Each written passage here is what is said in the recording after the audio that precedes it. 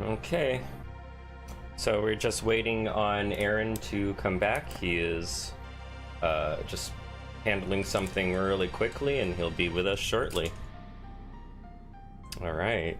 But this way people can start gathering in, know that the stream is starting soon, etc., etc.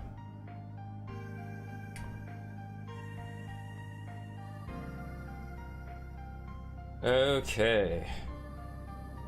Oh, you're back. Okay, perfect timing. Literally, like, actual perfect timing. Good job. Okay. So, let's see now. Yeah, we are currently live. So, with that in mind, thank you for coming to the stream, Aaron. We are now with our special guest today, Aaron Crawford, the creator of beloved Rapture. And we'll be just providing some commentary, any questions that you may have about the game, Q&A, and yeah. Do you have anything you'd like to start off with, Aaron, as people start to eventually gather into the stream?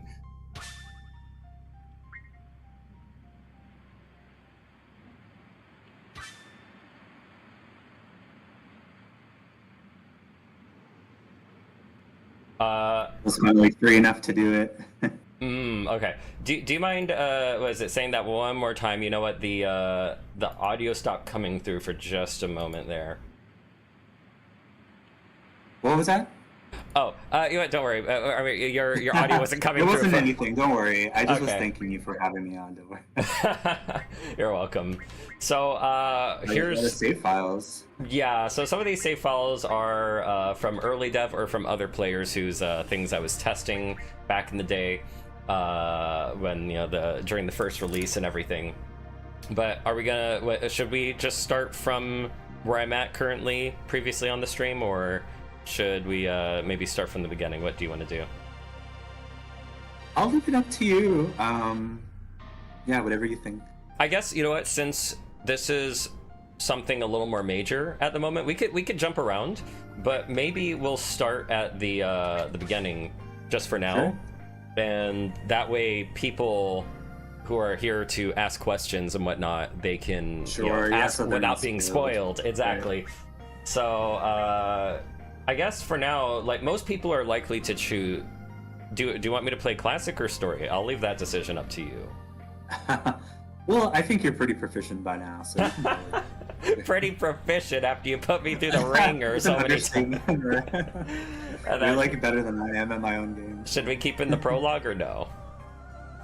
You can skip it, probably. Okay. People have probably seen it already. Yeah, they've seen they've seen the gore. Yeah, or even a certain thing that I'm sure many people who've beaten the game now have questions about, a certain NPC. Oh yeah, they do. So I guess let's start. One of the things that's really surprised me Yeah. is, I've been a writer, since I was a kid, honestly, like teenage years, but I never realized how many questions people would have about the fate of every single character. Wow. That was something, which, it's, I guess I take it as a compliment. Yeah. Yeah, that surprised me. So, including both of whom who you're seeing on screen right now. I wanted to ask, like, let's start with the big elephant in the room, the biggest elephant, which is, he's staring right at us. It's a figure called Zach, a subject.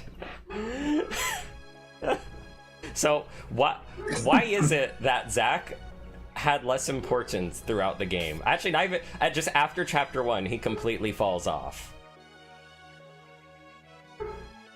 Oh, that's a hard one. Because honestly, yeah. There were several characters that Uh-huh. I never really, when I first envisioned the overall story, I never really thought that they would come to be so vital or so likable. Yeah. And I would group maybe Lance in that same category. He was originally written as non-playable at all. Oh, And I see. As I kept, so when I kept developing it, especially chapter 5, I just found myself really liking him, even though I was writing him to be kind of dislikable. Yeah. First. And I feel like that's true even more so with Zach. Like, I was really surprised how many people were rooting or shipping him because after everything that happened, I was like, really, guys?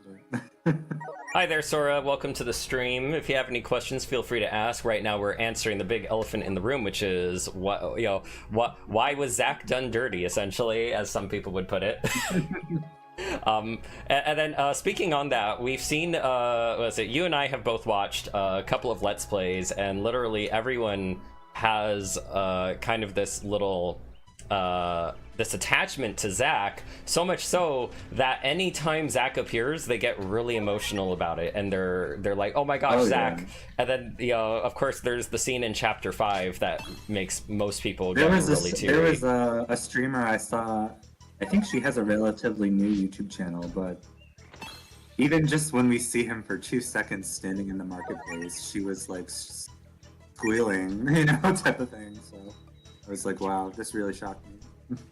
So, staying on the subject of Zach, what do you think is the reason why people suddenly started shipping Zach? Now, I mean, I know the reason. You and I both know the reason, but let's let them hear it. Oh, they did more than ship. There's like fan art that people are drawing. How did this come to be? Why is everyone on the Zach? I actually asked him. I kind of was wanting to pick his brain on that, and yeah. He said it's because we actually tend to connect to characters where we see their flaws, and we see them not being necessarily like this moral bastion or like someone who's perfectly ironed out and likable and nice. Like a lot of the people we encounter in real life, like we don't realize, but we like them in spite of their flaws. Yeah. As people.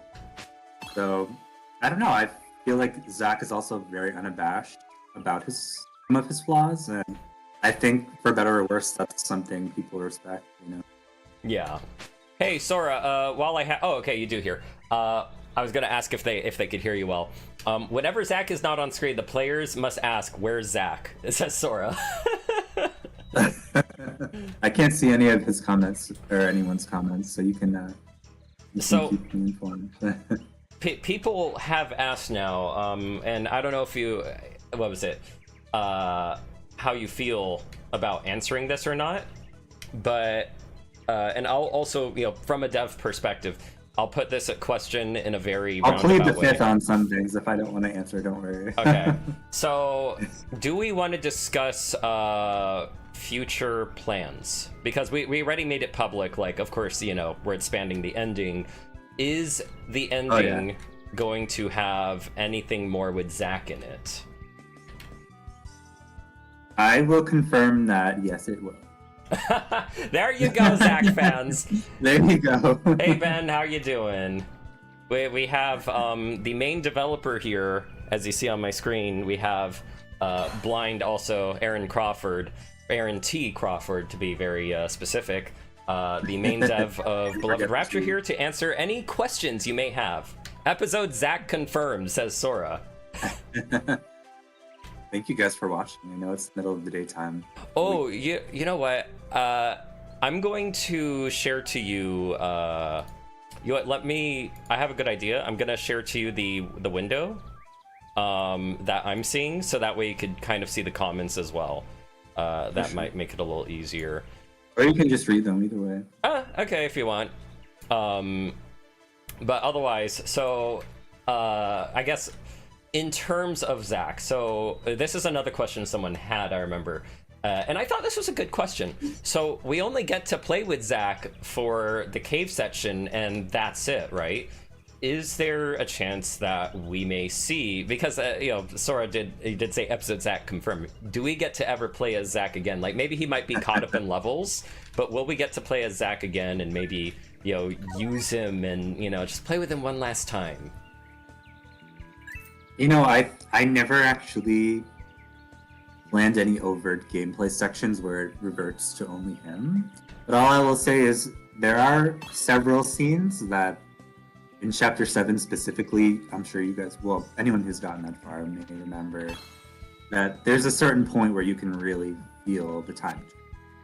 Yeah. And there was scripted to be a part where Zach is actually playing alongside Krista and Lance as they're traveling back toward that side of the region. That's So, right. yes, for sure. I mean, it's not a very lengthy section, but it was going to be there, among other things. What are the There was also a you would essentially play that section as two parties at once that would keep switching every few maps. It was Aiden and Rachel, and then Zach, Krista, and Lance. Zach, Krista, and Lance? So, yeah. So wait, so is there a chance we may actually get to do that then? Like we actually get to have like Oh, for sure. oh Yeah. damn. We're not taking anything off the table in terms of the original script still exists. Yes. I can tell you we cut it down from 10 chapters to 7, so there's plenty of material there for. There was going to be an entire chapter also of just the flashbacks, as I told you. Yes, I remember. We were supposed to explore the Aldous and the Rachel and Credis and Drago team, all that. I saw today that Yeah. there was someone who made a TV tropes page Yes. apparently for Beloved Rapture. There is a And TV tropes this of Beloved person Rapture was- people. This person was really analyzing Rachel a lot more than I thought possible. So I was surprised to see that also. And she's another one who I guess you could put in the Zach camp where she's really dislikable, but there's something about her that person liked, I guess, enough to give her a whole explanation. Wait, someone thinks, or you think Rachel's dislikable? I mean, she's a killer. What? I mean, okay, look, just because I'm not saying just because he kills someone that like you can't be unlikable or something, but given the context in the game, she went extreme. She went a little. She's like, I need to take extreme methods to make. I think she really saw no other way. That's what I'm saying. She was forced into a corner. I don't think she's unlikable. I think she actually might be relatable in some way, where you are unheard. You're unheard by the world. You want your voice heard. You want to do good in the world. But you don't have to do the dirty work yourself, per se. You have a crazed maniac cult leader to do it for you. Exactly. So I think there's something there where she was not heard by the proper people that she wanted to be heard by. So even she's her like, own family. screw it, So- then you guys aren't going to listen. You forced my hand. You've given me no other choice. I think Rachel's really cool because of that, because she's not exactly good or bad. She is completely neutral, if anything. Right. More on and there's the- a side and our- of yeah. of Aiden that I feel definitely relates to her. I think he alludes to that, like when him and Johan are sitting on the cliffside, that they understood each other more than all this. Yeah. So what was it? We have two questions that come up here. So one from Ben being, so is the DLC going to flesh out the main storyline? It's going to be both. So right now the priority is all main story things. It's going to be the ending. We have 5 or 6 scenes planned, a few gameplay sections. That's all part of the main story. But there is also, I guess it's fine to reveal it now, but there is also a lot of Kickstarter backers who have the right to add their own NPCs.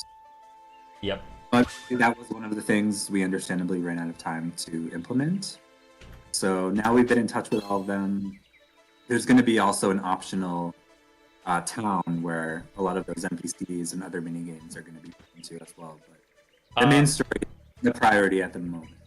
So in case you guys didn't hear that, it was going a little bit quiet there.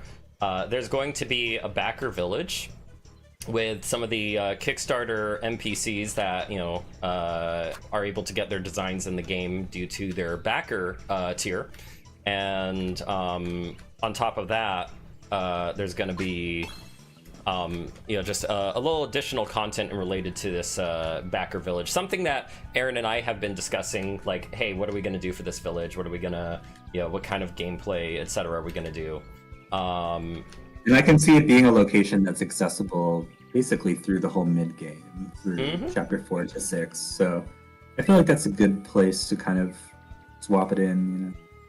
being the gameplay balancer, though, I have also brought up, I was like, oh my gosh, people who go here are going to use this as the get overpowered section before chapter 7. They're going to Hey, well, they're doing that anyway, so. Yeah, I mean, you have a place in chapter 6 to kind of overpower and even, farm money, so, it is what it is. But on the other hand, in terms of also the main storyline, DLC-wise, is that in complete regards to Chapter 7, or are there other places this is affecting? Well, I would say most of the other chapters are close to how I imagine them. Especially Chapter 5, I would call that pretty close to completion. Yeah. From an analyzed point of view. Chapter 6 is pretty much as I would call it too. The only area gameplay-wise where we really looked into that is fleshing out Haruka's village, which I think I've told you also. That's right, I remember. Like having a playable section there where there's just more houses, more quests there, like more to do there at the nighttime sequence that kind of breaks up a lot of the backstory cutscenes that are. Yeah, actually, speaking on look forward to that also. Yeah, I was gonna say, I do have. I thought on it for a while, and I was thinking I can actually make a good lore reason for why there would be certain types of gameplay that might surface there. So we can talk about that later. Yeah. What was it? So another question, because I mentioned that. Did this game start from a Kickstarter or something, or did people say, let's just make a game? Oh god, that's a long one. Could spend this whole podcast talking about that. Well, similar to a lot of folk tales that I think other RPG creators have said, I know RFL had a similar backstory, but essentially this just used to be a freeware game that was just a complete hobby. I discovered the older RPG Maker engine, which actually this was still made in, but an even older version of that. It was just it was an art project for me, really. It was just something I was working on in high school and then early college, and unfortunately it just had to be put on hiatus because I was so busy. I was finishing 2 degrees and I was working right afterwards, so it got pretty much put onto hiatus or cancellation status from 2011, 2012 to 2017, 18, and the indie game scene changed quite a lot from that time. And oh yeah, I was actually a friend of the RFL creator, and they were very encouraging, along with a few others, to just look into this. What if we could resurrect, the concept as a full RPG, basically? And originally, it was going to be something I thought I could do within a year. How naive. I was just going to swap in, the new assets and just keep what I had before, but something just didn't really feel right about that. I didn't feel like it was tapping into whatever potential I felt that I had gained from getting older and taking a few more writing classes or things like that. So one thing led to another, but it basically was started from scratch, and I worked on it almost an entire year of pre-production, just funding it myself before Kickstarter. So I'd say really this version that you're playing now basically began in 2018. 2019 is when we did the Kickstarter. Mm-hmm. And in hindsight, it probably even could have been a lot further out than that. It could have, we could have made it a bit bigger, but just because it was so early on, I was so new to Kickstarter in general that, that's how it played out.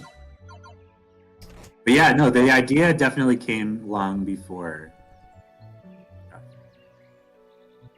And then just a reminder to the audience, this is your chance to ask some of the really big questions, especially those ones that were hanging in the back of your head, what is this, or what is this one part supposed to mean, or or even dev questions, because this was this is especially your chance to get a look into that kind of the dev cycle, like learning about all sorts of things. So this is your chance, guys. How much time do you have actually? Oh, I'm all good for a while. Okay, cool. I guess to throw a question out there that I know others have been asking, and this is the other big elephant in the room. It starts with a C. It's called Krista. So a lot of people were like, "Yo, Krista been done dirty. We barely know anything about her." So why? No, I think actually people would be surprised how much they know about her, though. Well, I mean, informational backstory is not always the same thing as knowing that. Yeah, but I think what people were after was specifically to. Oh, wait! Before I follow that. Oh yeah, I remember Coyoda mentioned that the development picked up after he joined. Was an additional Oh yeah, so this is a question I remember Ben asking. Was an additional person helping make you focus more, or just sped up the process? Because when I joined, you were in the middle of chapter 3. And you were working on really? Was it that far back, huh? Yeah, it was that far back. And you were finishing up the other half of the dungeon. Well, no, you were like basically you didn't. I think we were basically on chapter 4. Yeah, you were working on chapter 4, still fixing up stuff in chapter 3 because I had to have you fix a few things in chapter 3. If you remember, there was a special... You were one of the earliest testers that played through everything. And then you just liked it so much, I decided to keep you. No. I mean, I was really intrigued by the story and especially like some of the deeper elements. But you know what got me really good, and that was after I played the demo and I made that review. I was like, you need to treat this moment very, very carefully. If you mess up on depression, I am coming over there and killing your ass. Oh yeah, you did. But yeah. So now I'll turn the question back on you. So. Uh-oh. How oh, get ready. No, just. But how do you feel when you first decided that you wanted to help out more on a larger term basis? Like, did you imagine the ending or the outcome differently than it ended up? Yeah, I was not expecting. Was it pretty? I asked another anything. person this question the other day who was a Kickstarter backer, and he said it wasn't at all how he imagined, but not in a bad way, though. Yeah, it was very different, like, because remember, so, oh yeah, I guess I'll mention this here. So, I was involved with a very bad Kickstarter. It was called Beast Fury. It's something I'm not proud of at all. Although I didn't have much of a hand in it, besides almost a similar thing here where I got brought on because of my knowledge in a particular field. In this case, it was fighting games. And I was very knowledgeable about like all sorts of mechanics for fighting games and everything. So, right. But I got, how do I put it? Like, I was being used for bug testing as well. But then eventually I started to realize, like, yo, you keep asking me like how the game feels and all that. Like, why don't you just test it yourself? You're having me tell you guys to make all these changes, but yeah. And then I found out, oh, the developer, he'd sold everything. He sold his car, he sold his gaming laptop and everything. So he couldn't even test his own game. So he was testing the game through me. But then like, how was he even working on it? Well, yeah, that's the other thing. So I won't, like, look, I look back on it and I know, like... I mean, I gave up a lot too, but that's insane. there was a bit of anger inside me during all this, and I keep looking back on it, and I feel like, okay, he was very starry-eyed. He wanted to make a fighting game, but the thing is, he had not actually played fighting games competitively, which is fine, but if you're going to be making if you're going to be trying to put in mechanics of a competitive fighting game, you need to understand how that works.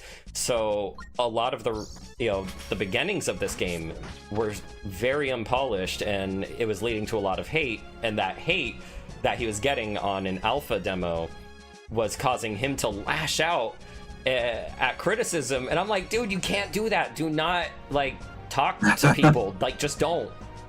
Just Oh my don't. God. So he made a bad name for himself, and that led to a lot of bad press and all sorts of other things. And you know, me, I didn't have Wow. much to do with any of what was going on beyond like just trying to help get the game into a better position. But you know, and I once brought up like, hey, so you know, am I gonna be like paid for this eventually? Like, it doesn't have to be now. But he like dropped the call on me out of nowhere after that, and then I was like, yo, what the hell's going on? And he's you know, he made it sound like I was trying to hassle him. I was like, no, I'm just saying like down the line, dude, like you don't, I'm not even doing that much right now, so it's okay. But like, Right. if we were to keep continuing with this and get more characters, this is going to take a lot of my time.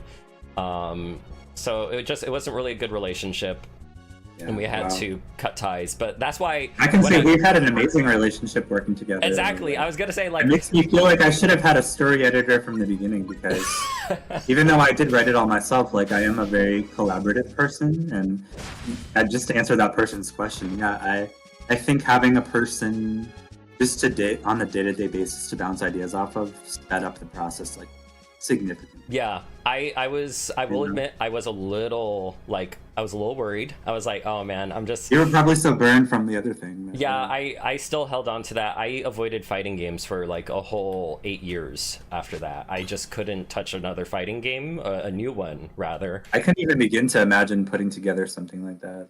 Yeah, and it's tough. It's way tougher than it looks. It's really, really difficult. It's so precise and Just to make a yeah. fighting game stand out at all.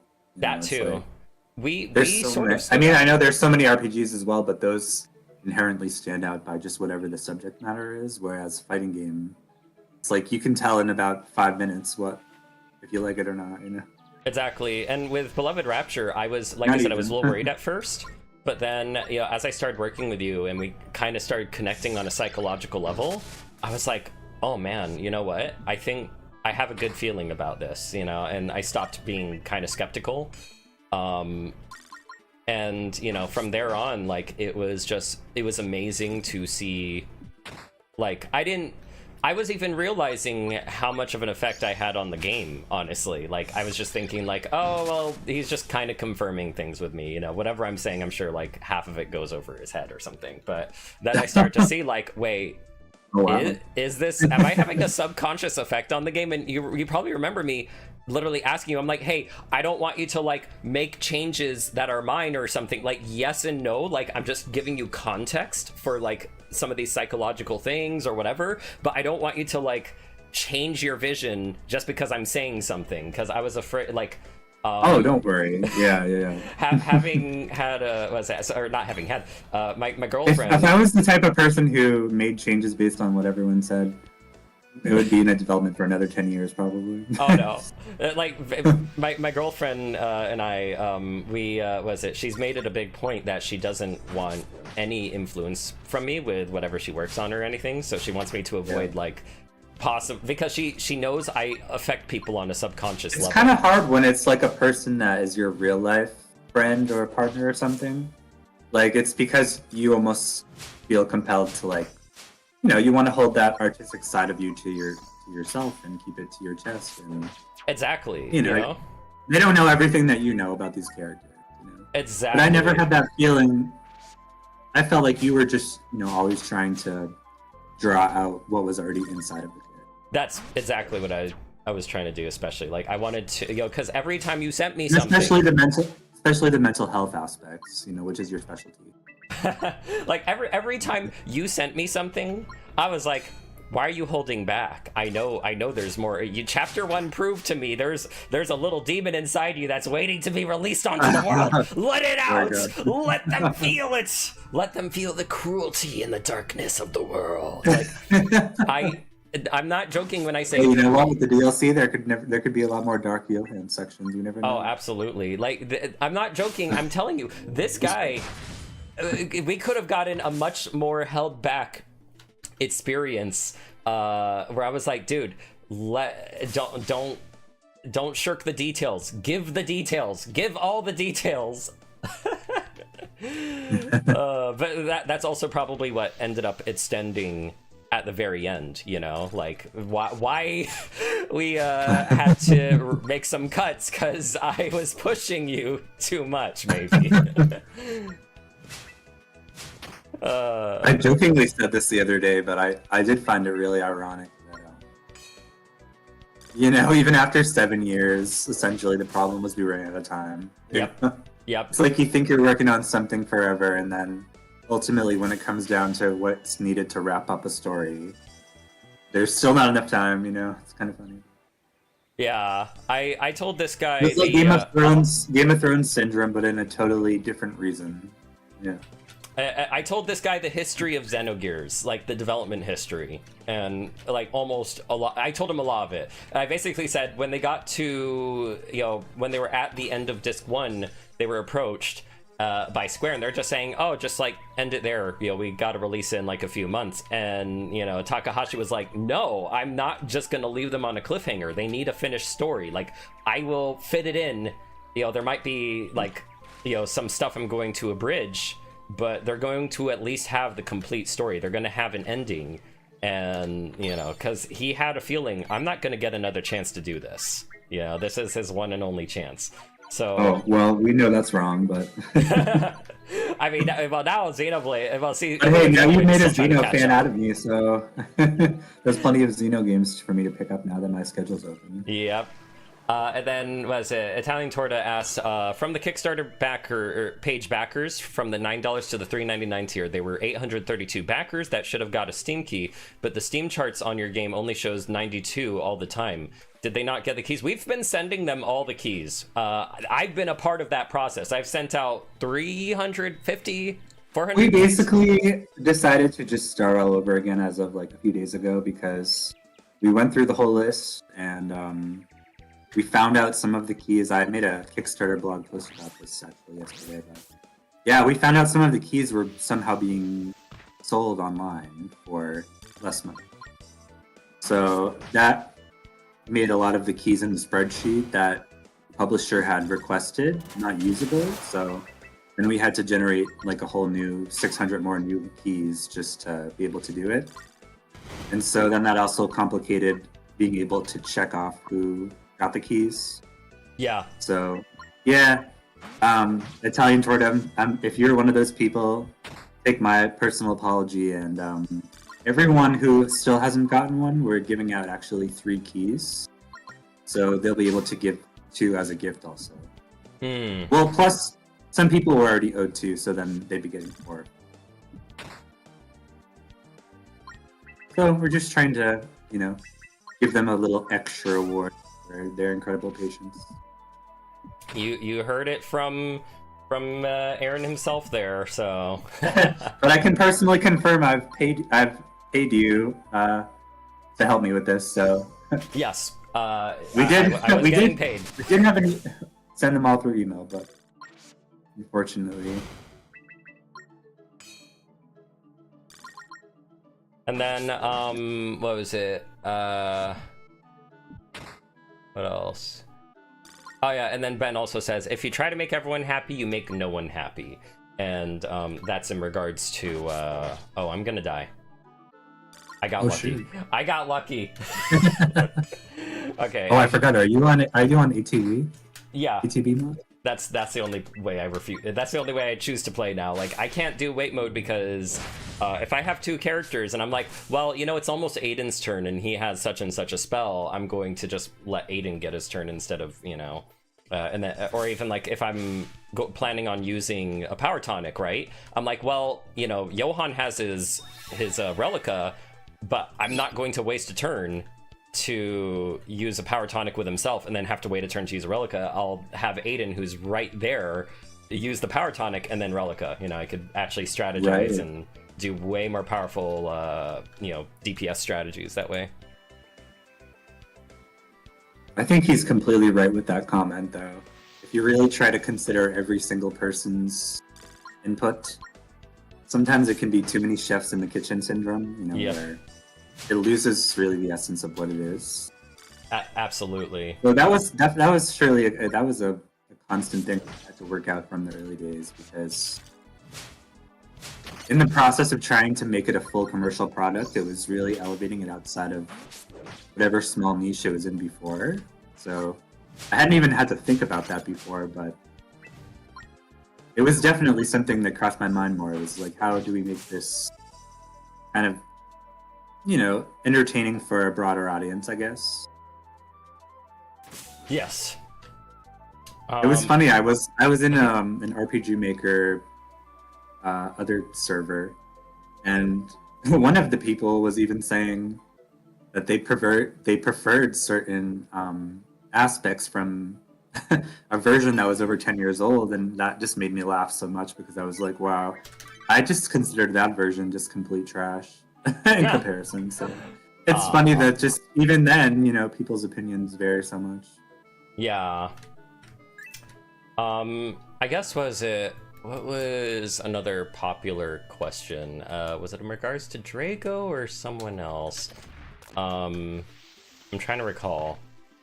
No, it wasn't Drago. It was about Lance. This one was an older one. People were actually like, I mean, I liked Lance from the start. Lance is my favorite character. He was baby girl, Karuka is my most favorite, but Lance was just like really cool to me too. I wouldn't call Karuka a baby girl. No, Lance's baby girl. Lance's baby girl. Oh, right. But Karuka, no, she is the baby girl tamer. Lance, people liked Lance a lot, and they were actually Lance a lot. Wow, but they liked Lance, and they wanted to see more of Lance. So they were asking, like, in the end, in the ending expansion, would we get to see like more of Lance? I can neither confirm nor deny, but I will say, I'm just doing that to be annoying, by the way. But I will say, there is a major scene that is going to top off the ending. That's what's taken most of the time so far, in addition to fixing bugs, because it's a pretty major scene. And this one scene includes both Lance and Zach in the same scene. Oh, Lance and Zach. So, look forward to that. So, wait, that makes me ask a question. I'll let your brain speculate on that. Yeah, I'm like, wait a sec, Lance and Zach, like, that's a combination of characters I wasn't even thinking about in comparison to, say, Aiden meeting Zach and... What's so interesting also is, whatever romance, that Lance sort of ended up with was very unplanned also. But somehow we felt really like, as it started to approach it, we felt it just made so much sense also for him. Yeah. And it was a sort of thematic marriage too between, like, really the two factions of the game, which is Lance's whole family and everything around there, and then also Karuka's. So another question here. Oh, well, no, we already talked about that. We read. Oh, wait, Supreme Sage, you're new to the stream. You just arrived here. I see. So we answered that earlier in regards to the story, it was rather chapter 7. And that's you already discussed that on Steam, right? When you made the update. What was that, Koyo? It was in regards to, what was it, chapter 7, the expansion. Yeah. So essentially with that, that had nothing to, or did that have anything to do with the publisher? I wouldn't actually know on that side of things. Oh, in terms of the DLC? Rather, like, what was it? Because, like, in the ending we had to make a few cuts. Oh, yeah, well, I'm sure anyone who's a fellow developer might know that, especially for this genre, it does take a very long time for even just super basic stuff like cutscenes, maps. It takes a lot of time, and I will say I brought on Coyoda, for example. I think it was almost a year ago, right, Koya? Or a little longer? Yeah, it was literally a year ago. As you said, we were still only on chapter chapter 3 at that time, so Yeah. it kind of incrementally got faster and faster. Chapter 1 took us nearly 12 months to even just get all the resources created. We had to code the menus. You know, Cameron did a great job on that. And then all the assets, just get everything smooth as a prototype, basically. Yeah. Chapter 2 took about eight months, and I was just finding it difficult to keep a regular pace going with, you know, working also a day job and all the other things I was dealing with. And final year is really when I decided to just take a leap of faith, and I left my job and I decided to just focus everything on finishing, because I was like, otherwise it's going to take a few more years, you know, because it was really just 2 of us who worked on this, besides people who created the assets. It was just Cameron and myself. And so it's a few different reasons, but we pretty much unfortunately just ran out of money.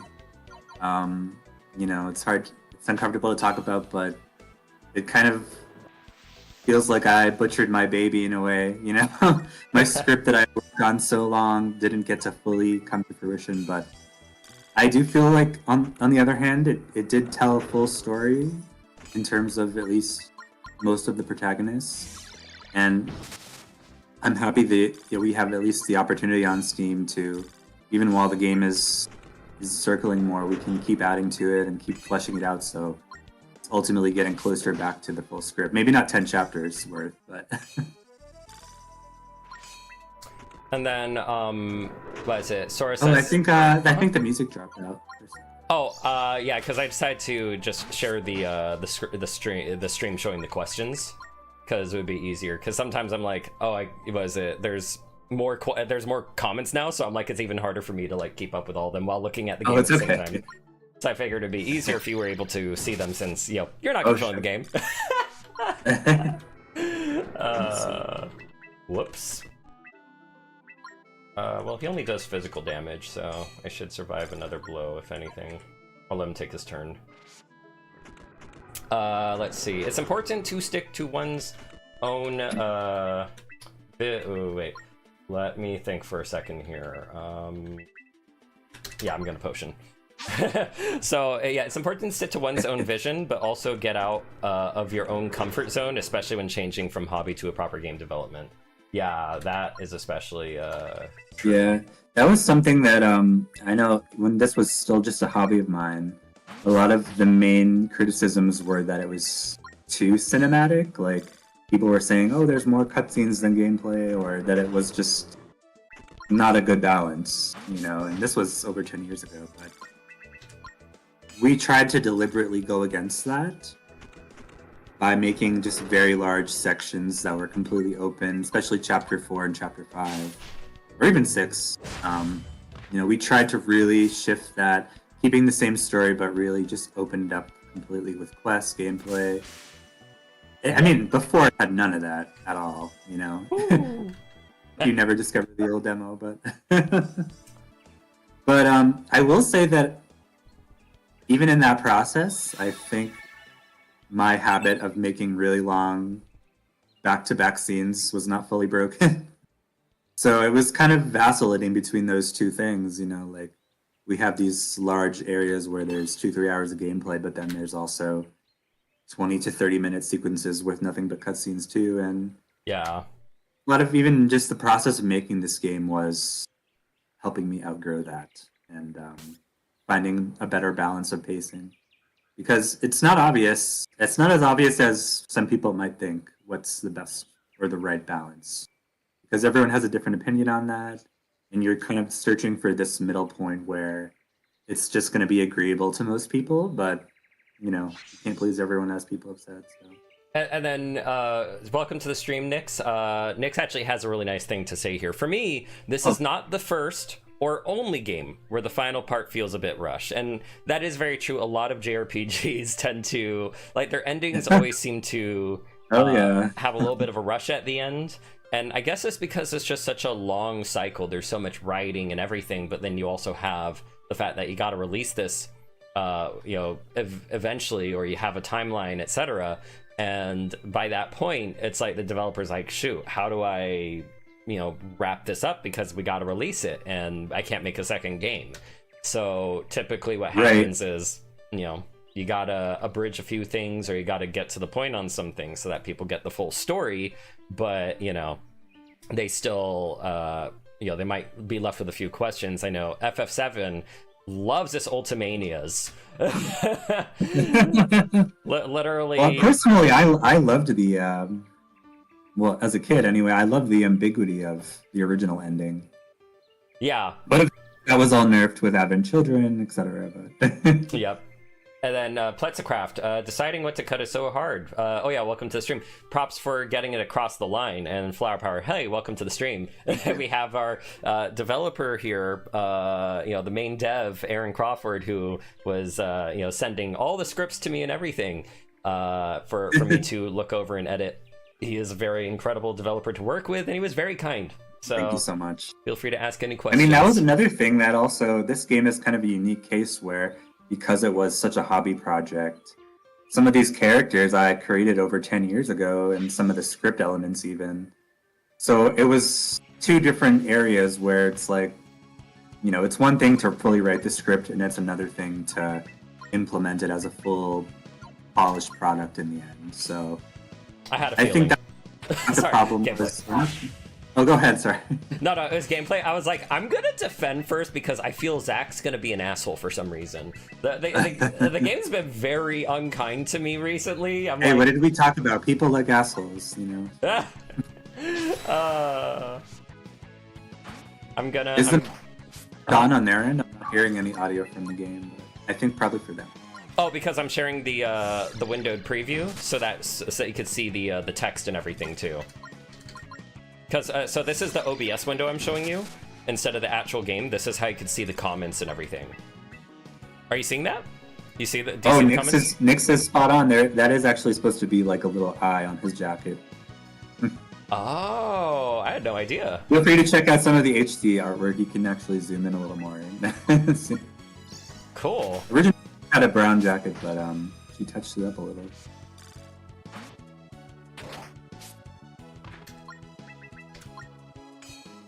Yes, there are plans for a localization. It's probably going to start off with probably French and Spanish, and then we do have even a few Asian market offers. But just with the size of an RPG script, it does take a while to get that going. So, especially when I don't fluently speak any other languages. So it's going to be a constant back and forth of me trying to make sure it's really implying what it's meant to imply, but also sounding natural, in the other languages.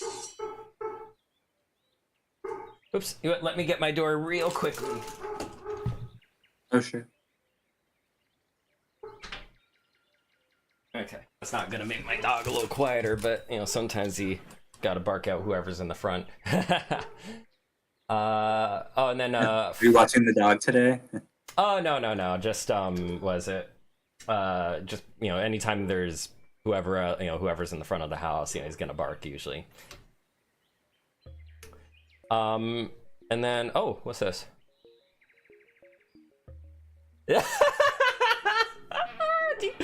Oh my gosh, Flower Power. Oh, that's interesting. Wait, I'm actually curious about that. Do give us some details about the ladders. What feels off? Actually, now that I've watched back more playthroughs on YouTube, it's because you can have dozens of testers, which I did over the years. Like, I had a lot, but it's just nothing like the amount of data that you can get from just watching a lot of people play when they give their notes or they give their feedback. Not the same as watching it.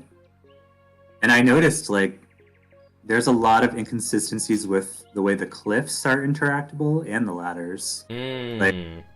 Some of the cliffs can be jumped off of, even though they don't look very obvious. And then some can't, even though they look like they should be able to be. So that is one regret that I have, is maybe the Zelda-esque, Zelda-adjacent elements, like jumping around the map or swimming. Those could have been done a lot better. But we were fighting against a 20-year-old engine. Yeah. Oh, and then okay, actually, you know what? So Flower Power bringing up that it doesn't feel like you actually climb on them. The tiles don't really align with the character. I guess technically, I can see what he's saying. I see how, say, if like we were to change I don't know how, if like the same, if we changed one thing, if it would apply to all the ladders or not. But I could see one way, maybe to put a pause, so that it makes it seem like he's going 1, 2, 3, 4. You know, like kind of like he's climbing one. Yeah, just step a at little time. even more effort into it. Yeah. So actually, That's yeah, something we cool. negotiated with the swimming also. Is Yeah.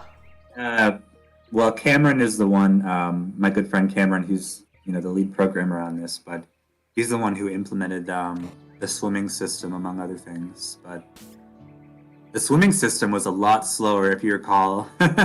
You were one of the people who advised to speed it up, which I think in hindsight that was the right call. Yeah. He was really against speeding that up because he wanted there to feel like there was some resistance to doing it, not gliding through the water.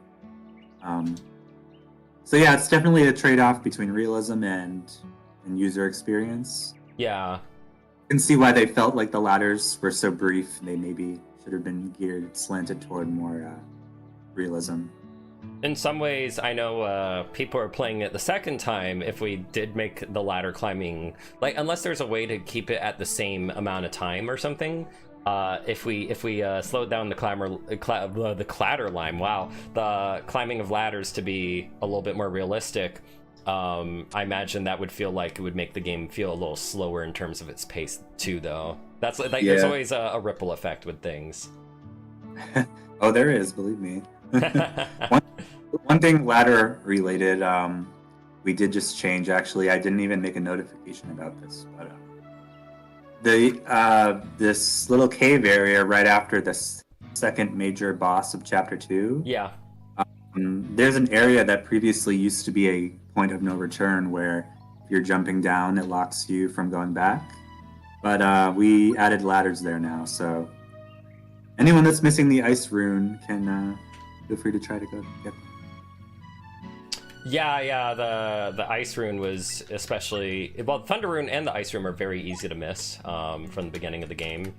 Definitely the ice one even more so. But yeah. I remember, and see, okay, so guys, it's kind of funny that we that's another thing that changed in development is those runes were meant to be very hidden. Like every single rune was going to have its own dungeon or shrine, but by the end we were just giving them out like candy more so. But I figured at the late game, anyone who missed them is also going to feel annoyed that they never got the chance to upgrade their magic, so we were a little more generous about giving them out at the end. Yeah. And we I cannot, like, even me, I missed the ice room on my 6th playthrough after the game was released. I was your 6th playthrough. Yes. I mean, I count, like, even though there was only 5 chapters before or whatever, I still count that as like a full playthrough because I was still exploring and doing everything, doing all the side quests again. I was doing every single little thing. So do you think we want to switch to a another section that they can watch play? Yeah, why not? So should I pull up my current stream file? Sure, yeah, you can do that. All right. I think it should be. Wait. That's you. That. Right, no. I'm okay. I'm not gonna show any more. Oh, not that. this one. No. Yeah, that's not the right one. Where did I save my file? I think it was this one. Wait, no, that doesn't have Lance in it. Oops. Right. Oh, this is before. Oh, wait, you wanted to show. Okay, I have a save here. It's up to you. Yeah, actually, that's right. I totally forgot. I do have a save. Okay, so I was probably continuing from here, or here, whichever one it was. But yeah, I do have a save right before we go into the castle, and that was the part you wanted to talk about, right? Well, I feel like it's kind of non-spoilery, and it's. Oh wait, you already beat this one. Yeah. I see what you mean. Here if you want. It's up to you, though. Okay. But yeah. Also, actually, okay. So, this is more like. How do I put it? Question I'm gonna bring up. Maybe even one personal from me, but this is something you brought up. I'm only going to be vague about it. so that I could know if I want to answer it or not. But when you first designed these characters and you're making these when you're making the story in I think you were in high school at the time, or you just finished high school. It wasn't all of the characters, but like when was it Johan and Aiden weren't, you hadn't intended something that later actually then you decided to change on that. Oh yeah, they were totally just bro buddies in the beginning. Yep, they were just buddy cops, bro cop, just the bros, the partners in crime. Aiden was a lot more, I guess you could call him edgelordish back then. He was more angry, more Evanescence listening type of character, shall we say? Wake me up. But I kind of felt that the duality of him is something I really liked, like having him be that person who could be a nurturer and a caretaker as well as I see you there, Mirage. It's kind of he had that Omega edge before. Oh yeah, exactly. He wasn't just edge; he was Omega. There's 5 full people who will get the reference of his weapon name. Oh yeah, so actually, okay, another fun little question. Well, no, I could just tell people actually. Yeah. That actually was his name 10 years ago in the story. Yes, that's right. Yeah, how edgelordy it was. He was called Omega back then. Oh, yeah. So funny. Also, I wanted to ask, what kind of voices do you imagine for these characters? Just out of curiosity. You should post your voice acting clips that you did of the scenes one day. I feel like you're pretty close. What? Really? So, like, you're saying that? Yeah, well, especially Aiden and Johan, I'd say. Aww. Johan, and also the streamer I saw yesterday, I think her name is Pixel Pegasus or something. Yeah. She did a really funny voice for Lance, actually. Like, oh, that's funny. Very, I don't know the word. Pompous? Himbo-ish, I guess. Himbo-ish? I always see him as like having a little bit of pump because he's like, he has royalty, he has nobility. So if he sold it, she can push me out my own family. Yeah. His arms are nice and pumped, hanging out of that armor. Then damn her, she's got another thing coming. Ha! Like that's always how I've heard it, because I feel like he has a lot of drama and delivery in his voice. The real question is, who would Matt Mercer voice? Oh my goodness. It's funny, you always think the characters that have more silly voices are gonna be the hardest to write, but they're actually the easiest. Yes, because Lance was extremely effortless for me to write as a character. Because he's so I don't know fun. why. He really was. And Isolde also. That's the thing. Like Lance and Isolde, they're both, dare I say, impulsive. They're like two sides of the same coin in a way. Exactly. Like where Lance is like kind of the good side of that. Oh my god! I just saw a bug happening on the side there. Oh, my eyes were elsewhere. I just saw that soldier walking to the wall. Yeah. Oh my gosh. But only I notice. Who was the most difficult character to write? That is a good question. I want to know that too. That's a hard one. I would say there were a few. Sorry. I would say Johan in an ironic way. He was hard to write just because I'm so removed now from being the age that when I first came up with him and the age that he is, he just lacks some of, I guess, the restraint that I have gained. And Drago was a harder one. I wrote a lot of him. A lot of his writing was just literally a copy and paste of the old version of the game. I mean, Chapter 1 was essentially the closest thing to a one-to-one recreation from the hobbyist version. Yep. And everything else was pretty much from scratch. But just because he was, done so long ago, when it came time to add him back to the later story, I almost was like, I don't even know this guy anymore. my. I guess Karuka started out pretty Yeah. difficult to work, but I felt like by chapter 6, I think you may have noticed this too, like I felt that I even came to know her better. Oh yeah, You know, I showing liked that. all the sides of her. Those Exactly. weren't really, you know. I love how she was portrayed, like art, her sprite art for when she softens up on her expression and she smiles. That makes my heart melt. I don't know why, I know, but because I'm it's like, so rare, oh, isn't it? Karuka. It's like one of 5 times that she smiles. Yeah. I really like Karuka. She's so cool. So the real question, is there any lore reason? Oh, this is a good question. Is there any lore reason behind Lance's relica being beast related? Is that something the Golden Sword simply does, or was it just for cool points? I think it's a bit of both. All of the weapons were originally meant to have some type of beast or spirit or type of, mythical creature that's contained within the ethereal weapons. So obviously, I told you Amaterasu was one that was cut out, but that was kind of the spirit that's inhabiting Johan's weapon. Mm-hmm. And, we saw obviously with, Kratos' weapon also. It's the elephant in the room, right, in that regard. But, Yep.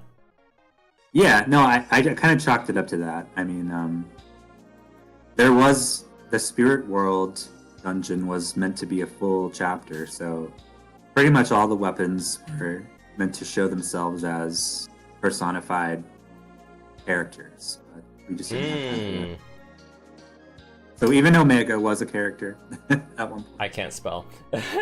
Actually, yeah, I'm curious. What does Omega look like? Because right now, the only thing I'll I let know you of use your Omega imagination. is... the only thing I know of Omega is, like, that we see anything form is a meteor. I'm only thinking now Omega must be some kind of a meteor. I'm joking. But, I mean, I don't know. I guess... Maybe Omega Actually, is... I will correct myself. Krista's didn't really have a character associated. Yeah. I mean, my thoughts are that Omega's a really hot, long hair, muscular... Anyway, sorry, my brain is already drawing him. An astrological Bishi. Oh, yes. Oh, wait, I just realized if I do an art stream again, maybe I'll draw my version of what Omega Edge looks like. Omega's a mirror of Aiden. Look at Spectral Edge. The woman I watched the Pixel Pegasus streamer I watched yesterday, she really loved the outfit changing moment. Yes, yeah, that's a fun moment, especially because it's such a Final Fantasy thing. Like Final Fantasy 6, Locke changes outfits. Final Fantasy 7. I will give a little bit more of a reasoning for that. So the whole stealth section was actually meant to be the main party, but we decided to shift that to just being for Lance kind of at the last minute. I think it kind of worked out better because gives you a little alone time with Lance and exactly get the mechanics. Gives a little bit of a different, unique flavor to his mini chapter. Yeah. And you're kind of forced to kind of see what he has at disposal. Because often, with... I know I've complained about this to a friend before. I was talking about Golden Sun. And I find, like, one issue I have with, like, Golden Sun and a few other JRPGs that do this is sometimes they'll introduce characters and they'll be introduced like a little late, and then you end up playing around with them less or learning less about them, being less interested because you're already used to what you... Oh, that totally did not happen with Lance at all. It was like the opposite. Exactly. With Lance, like, whoa, okay, he's kind of like almost a paladin. He has healing magic, he has offensive magic, and he has like this big push towards like attack. In an ideal world, we could have spent one more whole chapter with them all together. Oh, that'd be so cool. People were really like, just from the playthroughs I saw, like so happy once they were all together, but then it's quickly jerked in the other direction, as we know. So Yeah. but I mean, Mhm. fictional town, and maybe hopefully, yeah, fabled 100th floor dungeon will come in. Dude, oh my god. Okay, I mean, if we manage to somehow Thank pull you for that off, that, that'd be Sky. insane. I'm curious. Do you want to discuss any possible, like, for sure things like you want to add to that Kickstarter village? I'm imagining it kind of being like an extension of the peninsula that's in Chapter 4's map, Mhm. like in that. So it's like going to be linked to the coast and also the other side too. There's actually a path that's south of the fishing village that you might have, where it's like a very like subliminal space type of map. It looks weird, kind of, where it's like half sand and half grass. I think you walked on it, but Yeah. that's actually going to be changed. That's probably where the path to the it's the most obvious place where the village will probably be. Yeah, But I'm yeah. being like a beasts village, like where there's any of the non-human characters, like the goblins or other. A lot of the NPCs from the Kickstarter backers were non-human, actually, like they were furries or like hybrid characters. So I feel like to kind of consolidate them into one place and also give a story reason for that. Okay. Like maybe they quarantined all the non-humans to one remote little place or something. Quarantining us non-humans? She Lord Farquaaded Excuse them. me? I mean, look, okay, let's be honest. If it were me out there, Are you going to be one of them? I possibly, and if we're Maybe me you're out the there, village elder then in that area. the village elder who has those You're the Pliny of that tendencies, village. those tendencies to write BL. No wonder they had to quarantine us, because me being among them, I might try to make some some fan fiction about some very sexy men. It's so they couldn't bear your fan fiction any longer. Lance stared into Aiden's eyes as he realized it wasn't all about it wasn't just his nobility that was speaking to him, but rather his courage and his. He knew in that moment. Royal makes a good point that a lot of, shall we say, plot things were just blamed on her. Yeah. But it's almost because she is that person. Yep.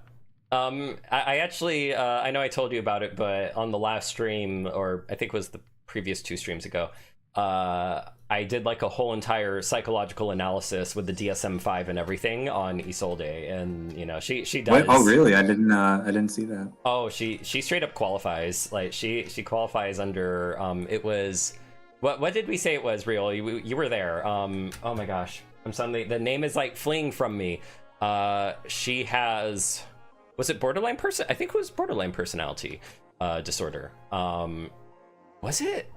I'd have to look back at it again. I mean, I would say we can go a step further than that. I mean, she's probably a pure narcissist. Oh, and narcissistic personality disorder she definitely has. I really want, that's one disappointment I did have. Okay, it was those. I really wanted her backstory to come out in that flashback chapter that was planned, Yeah. Because that was really the crutch that I had for like characterizing multiple birds with one stone, like Aldous, Drago, Isolde, Barrows. They kind of are a bit more one-dimensional because all of that material had to be cut out. But as I said, there's something to look forward to. Oh, I don't think I've seen you item before. I would say one-dimensional on their own, perhaps, but altogether, when you look at the big picture, like the way Isolde Right. and oh my god, his name flees me. Isolde's Lex. Lex. Yeah, the way Lex was also, kind of in on this. It verbalizes an entire issue that is clearly happening, in which you have Pharaoh's in his own echo chamber. You have Isolde manipulating what penetrates that echo chamber suddenly here comes Aiden, like, you piece of and then now he's all like, wait, what? This is the first I'm hearing of this, Lex. And he's like, so I know Lex's timing isn't very convenient. exactly. So like I think like together they have like there's a lot of depth there, but then, you know, on their own it's like, okay, we don't really get to see much of why they're this way. Like Isolde is one such a character. Yeah. I would say is like I want to actually, I'm curious about that. So is that something we can ask about Isolde's origins? Like, how did she start off? What twisted her so? Well, I'm going to hold some of that off for the DLC, but I will say the whole, you know, the plot thread about her being a commoner and kind of having that self-loathing quality was part of her backstory, and it was honestly kind of a, if anyone here has seen Berserk, it was kind of a Griffith Casca moment. Yeah. Drago and Aldous finding her, you know, kind of on the streets of Alexandria being mugged or attacked, and they basically brought her into the palace, seeing she's a homeless person in the slums, and Aldous made the mistake of training her up to be what she became, and of course that's not revealed because Aldous's explanation is not put in yet, but he does kind of to that when he has his reunion with Aiden and Rachel is just explaining how that all happened. And I was talking with my friend the other day, and I said that kind of in terms of the parental relationships and dynamics, Aiden is kind of forced. Well, Aiden and Johan are both sort of put in a position where they have to rewrite some of the mistakes of their parents, and I think for Aiden especially, like he sees his father's mistakes were really just a lack of foresight and not taking action where it needed to be, whereas Johan's demon is kind of needing to know when to step back a bit and experience forgiveness. Yeah, understand. You know, they kind of, because they have those complementary yet opposing goals. You know, they can kind of help each other, but obviously it goes off the rails. If it's all right, I'm just going to step away for a quick moment, and sure. I will be. I'm actually going to too for a second. But I'll be right back. Okay, quick BRB, guys. You can put up a little pause thing. Yeah, let me just put a BRB. If you have any questions? I might have a bit more time, so. Okay. We can definitely do another one of these, though, for sure, Coyoda. Maybe tomorrow. Okay, yeah, we might be able to do that then tomorrow. I think I should be able to. All right, but. Quick BRB, guys. Quick BRB. We'll be right back. Just wait out for a few seconds. Leave some questions for us to come back to. But we'll be right back after these messages. Well, not really any messages. Ha-ha!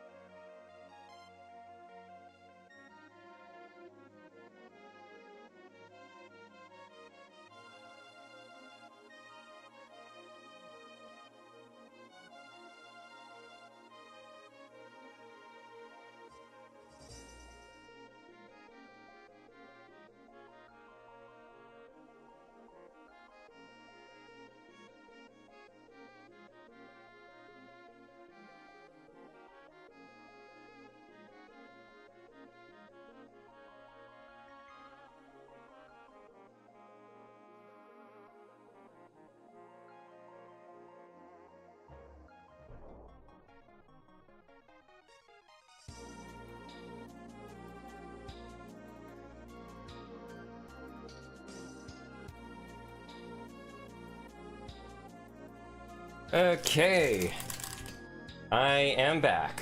Hopefully I didn't take too long.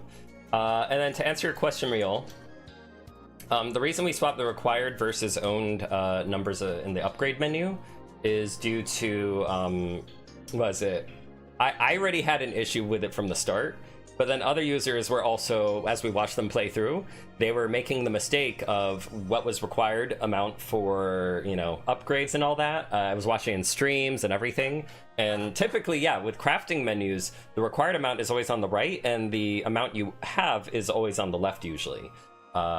So that's partly why, because, you know, we were just putting it to the standards of everything else. But it was something that always kept confusing me, and it confused a lot of people who played the game too. But it's like, it's easily forgotten as well, so it was like the last thing I was thinking about by the end of the game. Yeah. And then was Pharaoh's really such a horrible, terrible person, or was he more of a victim of Isolde's ambitions? That's what I'm curious about too, actually. I mean, I would say like a lot of it is Isolde, but then I wouldn't say that Pharaoh's is horrible, terrible, at least from my perspective. I would say it's more like negligent, incompetent. That's often, you know, that's often how it goes sometimes, where it's like you have an issue that's caused, and then, oh well, that's because they're incompetent. It's not really because like of malice. Pharaoh's probably thought he was somehow doing right. He's like, oh, you want me to just mobilize my whole army to go over there?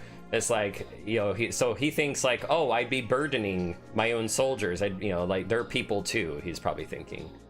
I don't think Isolde made Pharaoh's a womanizer. Yeah, actually there's that too. So, you know, obviously, like I said, he, you know, horrible, terrible person.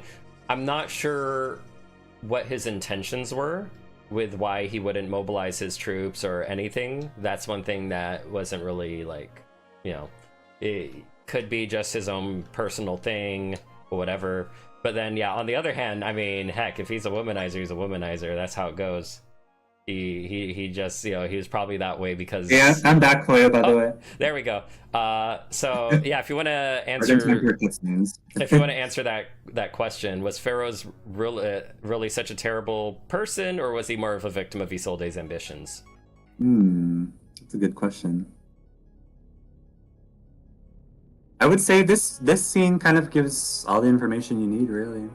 I mean, I would describe him not as malevolent, but just kind of maybe similar to Rhaenyra's father in season 1 of House of the Dragon, like just a bit aloof, a bit disoriented, having maybe good intentions in his own mind, but just being filled with so many demons whispering in his ear. Isolde, cough, cough.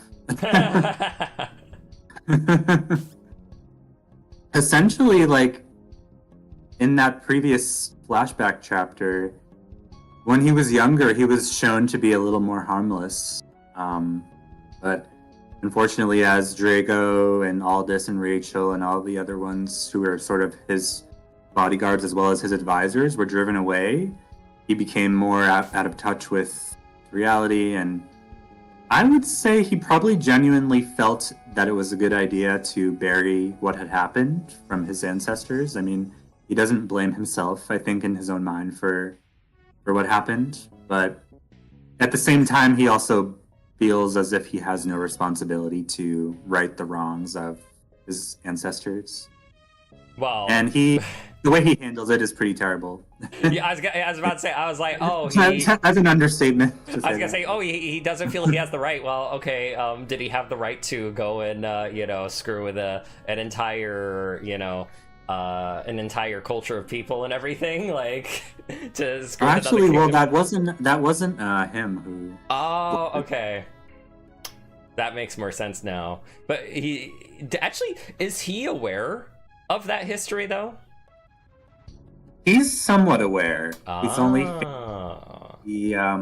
because the elder of Karuka's village was a mere child when that all happened. That's right.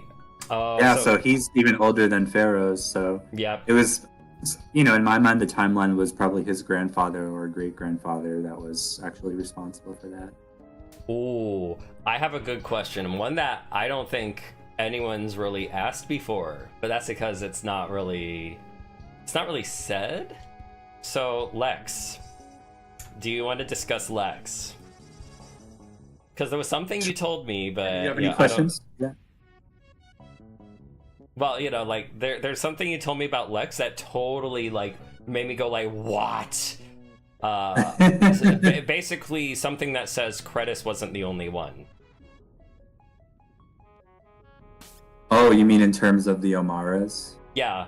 So Lex he's essentially, yeah. That's another side plot that got dropped. Although there is one line of dialogue in the astral realm that alludes to this. That's right. That's right. The one time you see Lex there. But essentially, yeah. Lex is another interesting one because he was from the same tribe as Karuka, essentially. Like, they all were basically childhood friends. Mm-hmm. Karuka, Tamara, Kratos, and Lex. But they all kind of learned different lessons from it, unfortunately. Yeah. So Karuka's sister is extremely passive and doesn't really carry that same burden that Karuka does, even though they are close in age. why did Lex get involved with Pharaohs? Was it by his choice, or was it by or was it because, like, you know, maybe they had approached him? I saw it as he was a little bit jealous of Kratos. Oh.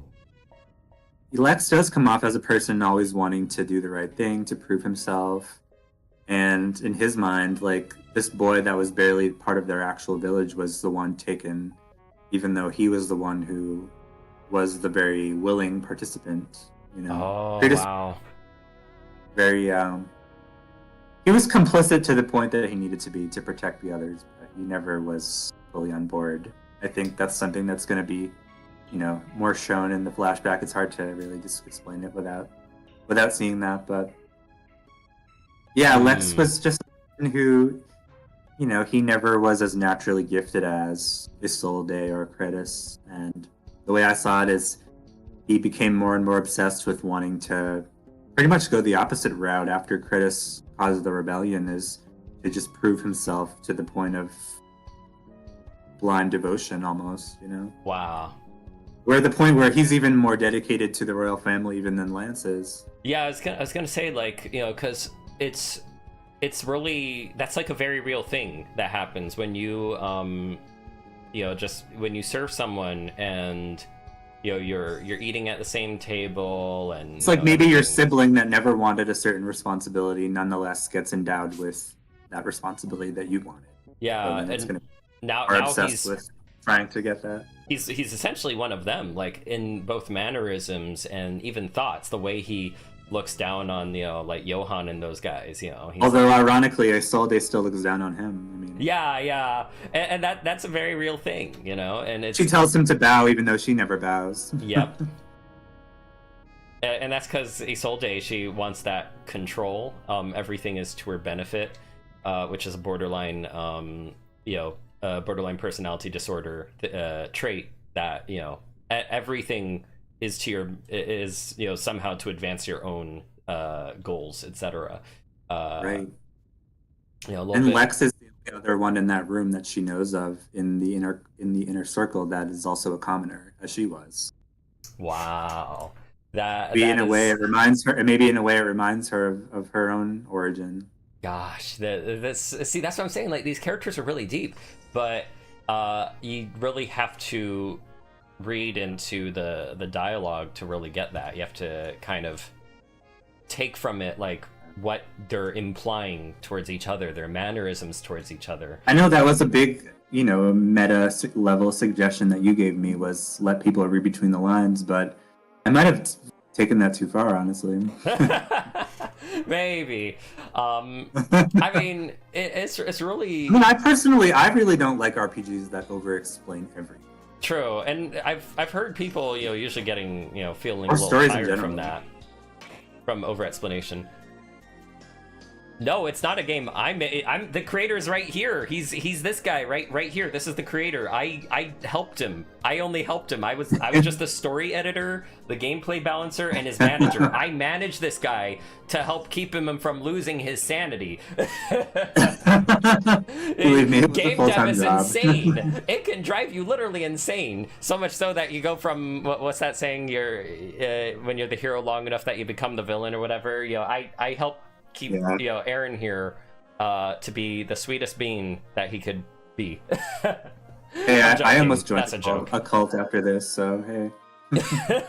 that is a joke though, but at the same time though, no, this is not a game I'm making, or this is made, this is released, this is full release. You know, this is his game though, right here. And then, it was definitely a community effort from many people, so I won't take all the credit, not at all. Cheap says, what tool do you pixel art in, and how long did it take to get this good? Very solid pixel art. Well, we don't have the artist here with us, so... I'll have to bring him on someday. His name is... Well, there was a few artists. So there was Fabian. He was a gentleman I found from Pixel Joint, which is a pixel artist website. And I noticed he had he used to have his own RPG Maker 2003 game where he started off using old Final Fantasy tiles or Chrono Trigger rips, things like that. And he gradually learned how to draw specifically in that style. And that's really what I was going for, was just authentic SNES vibes, Mm-hmm. Oh, just pardon me one moment, Koyo. Oh, okay, no problem. You can keep talking. No problem. And then, Danny, so you went to someday make a game. Well, when Aaron comes back, you could, ask him a few questions about game dev. Because he handled it. He did not let me touch any of the RPG Maker tools or anything, okay? So, he's like, no, I can't put that on you. So I had my part to perform, and he handled a lot of the bulk, along with programmer Giznads, also known as Cameron, who you could see in the credits. So yeah, you made some character battle animations and work in Sprite. Not the main artist of the game, but my 2 cents. Hey, nice. That's so cool though. I didn't know that, Mirage. That's awesome. So you're behind? Are you behind the Relica stuff? The Relica moves?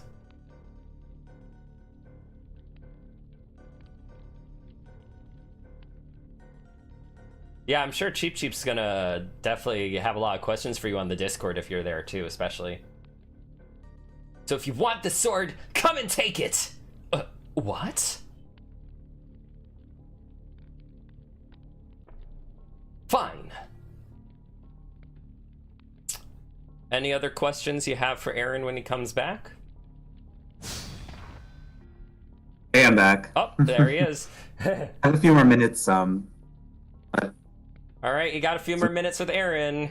Better ask away before. This scene just reminded me too, Koyo, that girl that I mentioned who's been streaming. Mm-hmm. I was watching a video yesterday. And, the one, her favorite characters were Zack and Zack and Zack.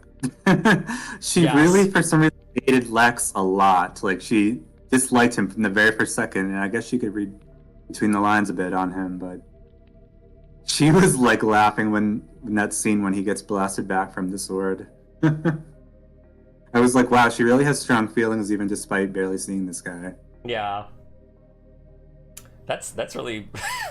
I mean, I guess maybe because he comes off a little bit pompous, like, oh, give me your sword, and he just goes up to him. Or maybe like... he's almost a character you'd want him to be on your side, but unfortunately it doesn't go down there. Yeah.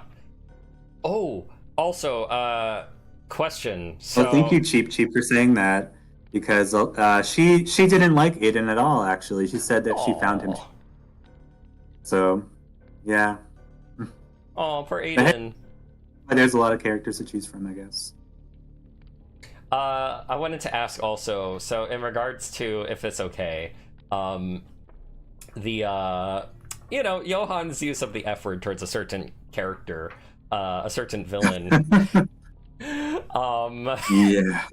So Your favorite. yes, I know like I've memed on it during development, but I guess what is it? What like Yeah, was I there? mean, I will say in the language in general, especially I went back and I watched the playthrough of the final chapter. I guess I must have, maybe it reflects my mental state at the time of scrambling to finish the game. But I noticed the curse words got increasing chapter by chapter, so I have written a few scenes actually, but if I ever do a full script revision edit, I might tone those down a little, or at least keep them a little reserved for certain characters, because I think with Johan it makes a little bit of sense. He's uneducated, he's from the country, but for Lance, I feel like it's kind of out of character, so I may remove. In regards to Why was Rachel so evil? yeah, that question. Well, what would you say to that? Me? I talked about that earlier, but Well, yeah, I know. So, was it basically a lot of it has to do with, as I mentioned earlier, she tried the wow, my hand really bent there. She tried the typical outlets you would go to. Like you go up the chain of command, and you would hope something would be done. Nothing gets done. Your voice isn't heard. So, she got to a point where it's like, well, shoot, if you're not going I think to she was listen to just my words, frustrated, probably, that exactly. all this allowed their banishment to just unfold, even though it was all in the name of trying to do their duty, and she couldn't really take it anymore. And I think I kind of struggled with this, like wondering how Aiden made sense of her vanishing. Like if he, on some level, maybe he sensed that she was still alive, but he was in denial, or when his father told him that, what this false narrative of what happened to Rachel, I think there was a part of Aiden that didn't really believe it, but he was so heartbroken by her leaving. Yeah. He didn't know what to think about it, and in some ways, like I kind only of through going through this directly and him being physically there, seeing how badly they're treating them, is in a way how he came to be able to forgive Rachel. I think if this all happened and she came back to the shrine without any of this happening to Aiden, I don't think that he would have forgiven her in the same way, per se. in some ways, I think Rachel, she was real meant Naomi. Okay. Well, Oh my God. Okay. Oh, Naomi. Okay. Well, you got another explanation anyway. Okay. So, Naomi. Oh, she's an interesting one. That is someone who I would say was like twisted very early on, honestly. But do you want to shed some light on that? She's another one that I felt was similar to how I explained Isolde's backstory, but she was on the other end, where she was rescued by Kritis, and she sort of developed a blind loyalty to him and Drago over the years, even falling in love with Drago, really, which is pretty obvious, but for some people it wasn't. So she has a persona of like a cartoonish evil stepmother as well. Yeah. I guess, what was it? Like, in terms of the way I will confess, Naomi is one of the characters who didn't have a as fleshed out of a backstory as the others.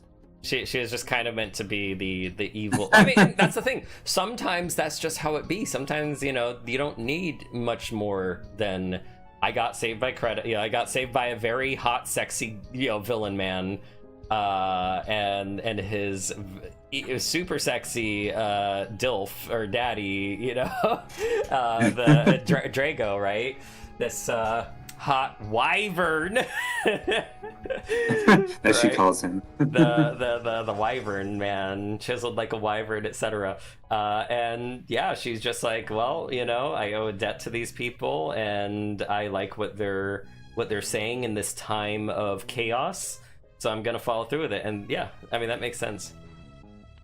One thing I just noticed, no one has ever commented on when Aiden is talking about how some people have their own demons in this scene here. Oh yeah.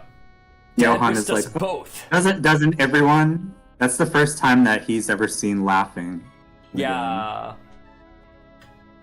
But it was meant to be almost like cringy and maniacal, but I don't think anyone fully noticed. But it's a very, very subtle foreshadowing, so I'll give them that. And then real last, what was Krista's... Some people didn't even fully... Maybe they weren't paying attention in Chapter 3, but... some people didn't understand the connection between what Aiden just said as he trailed off versus the very next scene showing Rachel, the very person they're talking about. Oh, yeah. That's right. And then Real asked, was Krista's backstory part of the cut content? Oh, 100%. Yes. Ooh. You heard it from the dev's mouth. Krista, you're gonna get some Krista. Krista might be coming last, though. I'm so sorry to tell you. Krista's coming last. And so that's gonna take longer. Okay. I thought of being an absolute troll and having her final family revelation be the post-credits scene and then just end on that note. That'd be a little cool, though. But yeah, well, I do have to. I have to get off, but this. That's awesome. I figured. Maybe we can pick up tomorrow, though. Yeah, of course. Absolutely.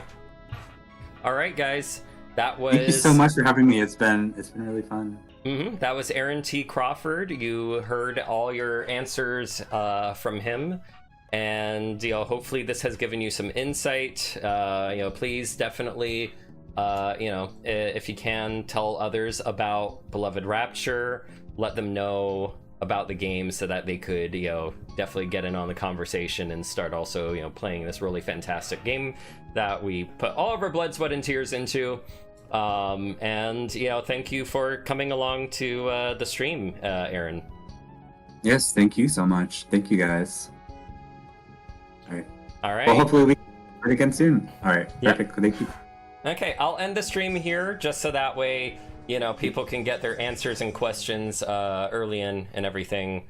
So heck yeah, let me move the but I hope you guys enjoyed that, and I probably might stream if I stream even more today. I don't think I will though, but next time I stream might be an art stream, but if we are able to make Thursday happen, tomorrow in other words, then we'll do that, and that's going to be a lot of fun. But aside from that, I hope you guys enjoyed the stream, and that was about 1 hour 40 minutes, pretty good. So yeah, if you have any other questions, please hold on to them for the next stream. Tell others about the stream and everything. Maybe they might have some questions too, so that when we stream next time, you guys can also find out about that. Anyone you told about it can come in and ask questions too about the dev cycle or about questions they've had about the game, etc., etc. Of course, any gameplay questions, feel free to relate to. You can also ask me. I did balance or rebalance the game after release, so if there's something in particular, difficulty-wise, maybe these enemies are really, really difficult, especially for a certain build or something. I'll see if I could bring that up with Aaron and if we could make those adjustments, because it's still it's still a total cycle when it comes to balancing games. Anyway, with that in mind, I hope you all have a good day, and I will see you all around. Bye bye.